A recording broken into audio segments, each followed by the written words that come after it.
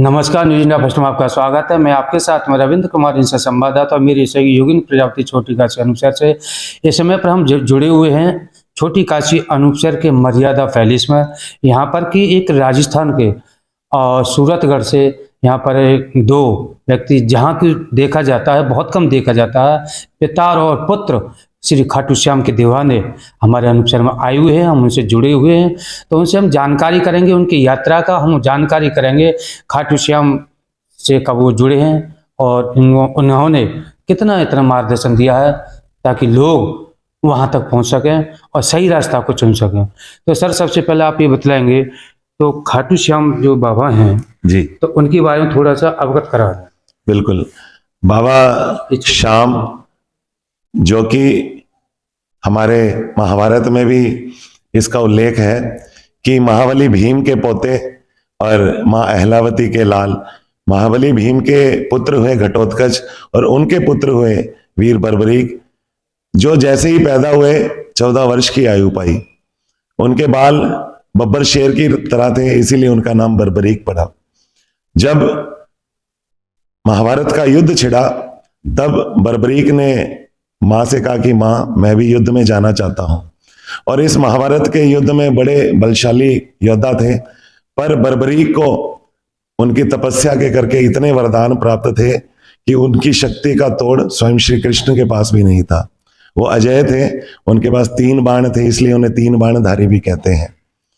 जब युद्ध में पहुंचे तो बड़े बड़े योद्धा कांपने लगे कि ये कौन बालक आया, जब से आया है खलबली है। तो श्री कृष्ण भगवान ने ब्राह्मण का रूप धरा और जा पहुंचे बच्चे के सामने। उनके घोड़े का रंग लीला था, इसलिए उनके लीले का असवार भी कहते हैं। उन्होंने पूछा कि बच्चे, तुम क्या लेने आए हो इस युद्ध में? तो उन्होंने बताया कि ब्राह्मण देवता, मैं भीमबली का पोता हूं और वीर बर्बरीक मेरा नाम है, माँ अहलावती का लाल हूं। मैं इस युद्ध को देखने आया हूं, खेलने आया हूं। तो ब्राह्मण देवता ने कहा कि अभी तो तुम्हारे खेलने कूदने के दिन है बच्चे। पर उन्होंने कहा कि ब्राह्मण देवता, मेरे बचपन पर मत जाओ, मैं इस युद्ध के लिए अकेला ही काफी हूं। तब उनकी परीक्षा हुई, उस परीक्षा में वो पास हुए और उसके बाद उन्होंने पूछे गया कि आप किसकी तरफ से युद्ध लड़ोगे? तो उन्होंने कहा कि मैंने अपनी मां को 2 वचन दिए हैं। पहला, जो हारेगा उसका मैं सहारा बनूंगा, इसीलिए इन्हें हारे का सहारा कहते हैं। और इस युद्ध में कोई भी मुझसे कोई भी दान मांग लेगा, मैं उन्हें मना नहीं करूंगा, चाहे वो मेरे शीश का दान क्यों ना हो।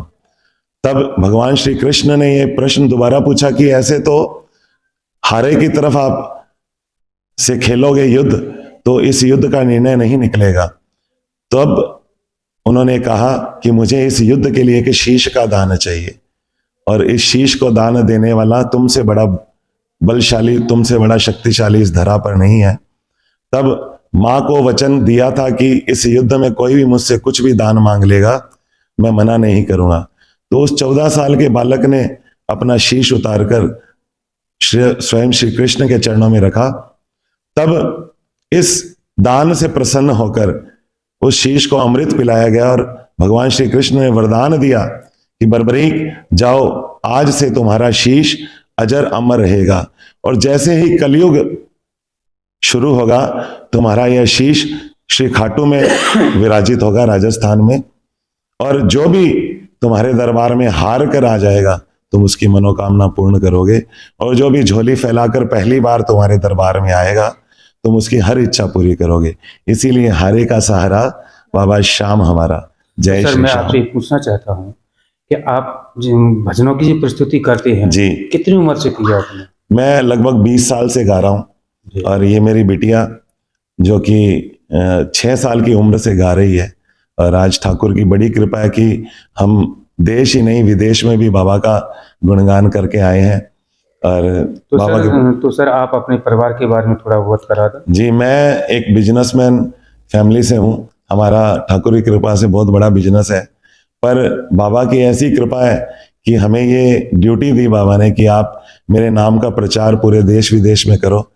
तब से ही मन में पहली बार जब खाटू गया तब से ये लगा कि बाबा के नाम का प्रचार होना चाहिए और हर हारे को उस दरबार में पहुंचाएं। आपको ये प्रेरणा कहाँ से मिली है सर? मुझे हमारे शहर में कीर्तन हुआ करते थे, तो मुझे नहीं पता था कि श्याम बाबा कौन है। पर एक बार मैं कीर्तन में गया, तब वहां पे हमारे शीतल पांडे भैया आए, उन्होंने बाबा श्याम के बारे में बताया। तब से मन में ये हुआ कि एक बार जाया जाए। और जब पहली बार खाटू के दरबार में पहुंचे, मन में एक अर्जी थी जो हाथों हाथ बाबा ने मंदिर में से निकलने से पहले ही पूर्ण कर दी। तो श्रेय किसको देना चाह रहे हैं आप? बिल्कुल, मैं ये श्रेय उन्हीं को देना चाहूंगा जो मुझे पहली बार खाटू का रास्ता दिखाया, और मैं हमेशा उनके याद करता हूँ जहां भी होता हूँ। और यही प्रेरणा हमें मिली कि कोई भी हारा हो उसे उस दरबार का रास्ता जरूर बताएं। और सभी से यही निवेदन करूंगा, कोई भी आपको हारा मिले उसे बाबा श्याम के दरबार जरूर पहुंचाएं। तो सर, राजस्थान सूरतगढ़ से और छोटी काशी अनूपसर माँ गंगा नदी के किनारे पर आई हुई है, जी माँ गंगा की गोदी में आई हुए हैं जी, तो इसकी बीच की यात्रा आपको कैसी रही? बहुत अच्छी यात्रा रही। और यहाँ अनूप शहर आने से पहले अनूप शहर वासियों का प्रेम हमें मिलने लग गया। बहुत सारे कॉल आए, फेसबुक पर हमें इनविटेशन मिला और बहुत ही प्रेम महसूस हुआ। जैसे ही हम आए, बड़ा आदर सत्कार मिल रहा है, बहुत अच्छा। ये माँ गंगा की गोद में वही गुण है कि माँ हमेशा अपने बच्चों को अपनी गोद में प्रेम देती है, प्यार देती है। ऐसे ही प्यारा शहर है अनूप शहर, बहुत अच्छा लगा यहाँ आकर जी। तो देखिए, अब हम जो हमारे साथ में दीपक जी हैं, सूरतगढ़ राजस्थान से आए हुए हैं, जी। तो एक इनकी बिटिया है हमारे पास में वैष्णवी, तो उनसे जानकारी करते हैं। तो बेटा, आप कितनी बाहर की कंट्रियों में अपने बाबा का गुणगान किया? अभी तक तो हम एक ही कंट्री में बाहर गए हैं, नेपाल काठमांडू गए थे हम।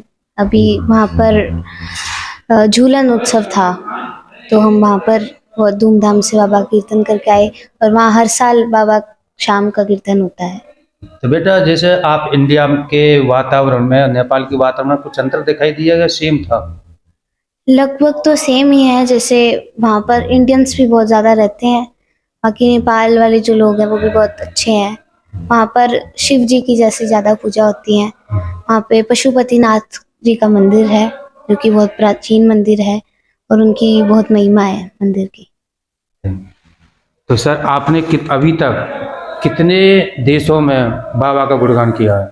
अभी हम दोनों ने, वैसे तो एक देश से बाहर एक ही देश में हम गए हैं अभी, नेपाल में, जो कि हिंदू राष्ट्र है।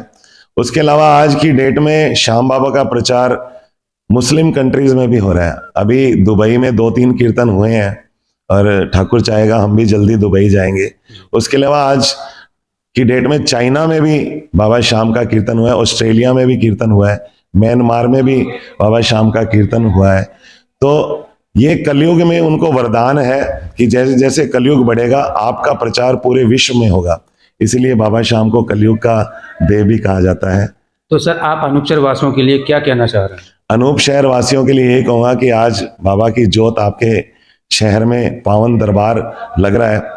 आज की डेट में ये जगह खाटू धाम से कम नहीं है और इस दरबार की ये महिमा है। जो भी इस दरबार में सच्चे मन से अपनी अर्जी लाएगा, मैं विश्वास दिलवाता हूँ कि आपकी हर अर्जी बाबा कबूल करेगा। और हमारे विकास जी गोयल, जो इस कीर्तन के माध्यम से हमें बुलाया है, खलीफा जी, उनकी ये अर्जी थी, ये अरदास थी कि मेरे पिताजी को 2024 की ये प्यारी सुबह मिले। उसी उपलक्ष्य में बाबा ने उनकी अर्जी स्वीकार की और साक्षात ये चमत्कार है, जिनकी तबीयत 2023 नहीं निकाल सकती थी, सारी कुंडलियां कहती थी, बाबा ने एक ही अर्जी में आज उन्हें 2024 का दिन दिखाया है। और इसी बात से प्रेरणा लेकर आज वो अरदास कीर्तन रख रहे हैं कि ताकि और भी जितना भी इलाका वासी हैं अपनी अर्जियां बाबा को लगाएं और उसे बाबा पूर्ण करेगा। जय श्री श्याम। Thank you.